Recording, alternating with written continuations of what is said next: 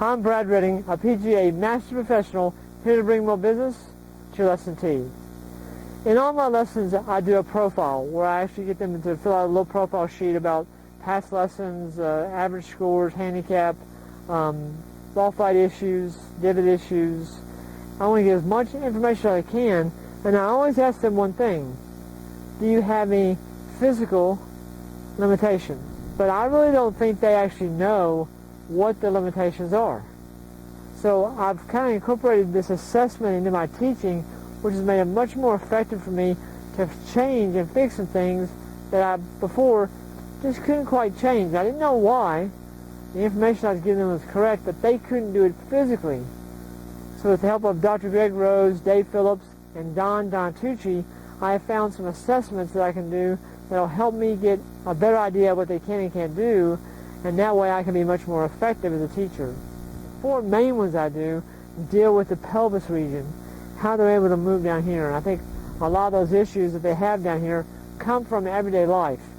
You know, sitting in a chair a lot for hours upon hours, or at a computer, answering the phone. They get into a position where they can't actually function this area very effectively. So the 4 sessions I do with their pelvis region are these. 1, I'll have them get into a golf posture. And what I want them to do is to tuck their rear end in and then back out. Now what I'm looking for is how this area moves. I don't want them to bob their shoulders up and down. I want them to move their knees.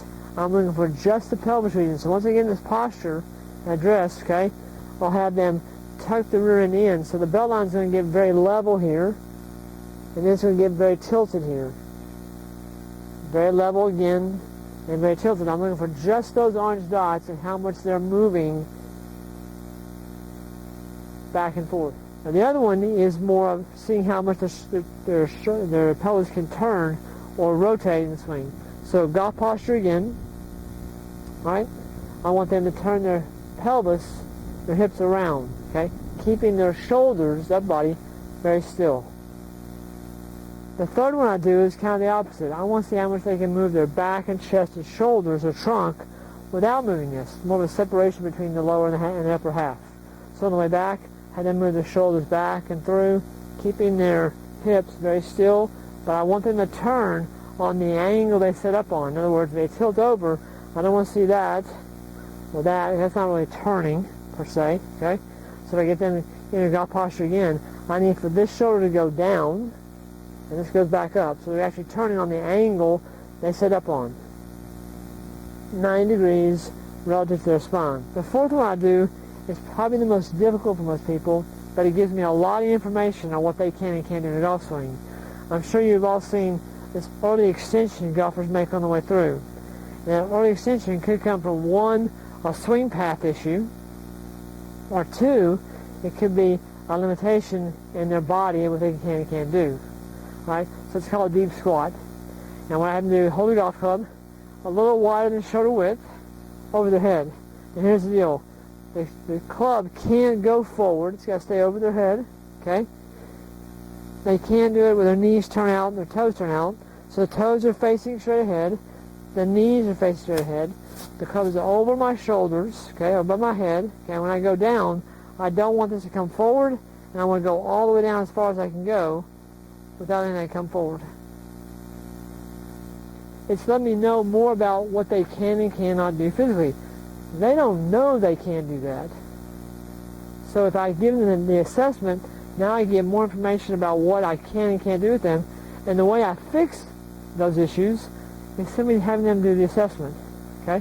So I have them, if they had some issues on certain areas, I'll say, look, I need you to go home, spend 5 minutes a day, maybe at the office, get out of your chair for 5 minutes, and just work on our assessment. Okay? So if I can get them to do the assessment, we're on our way.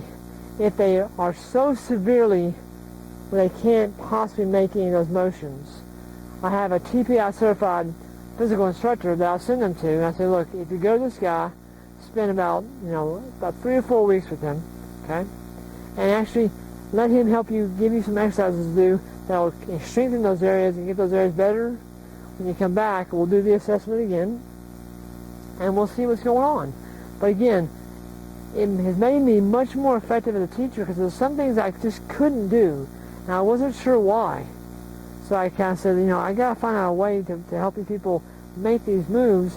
And with the help of, like I said, Dr. Greg Rose, Dave Phillips, TPI guys, and Don Dontucci, who works with a lot of tour players, they have helped me understand that limitations physically can make huge issues in what they can and can't do in the golf swing.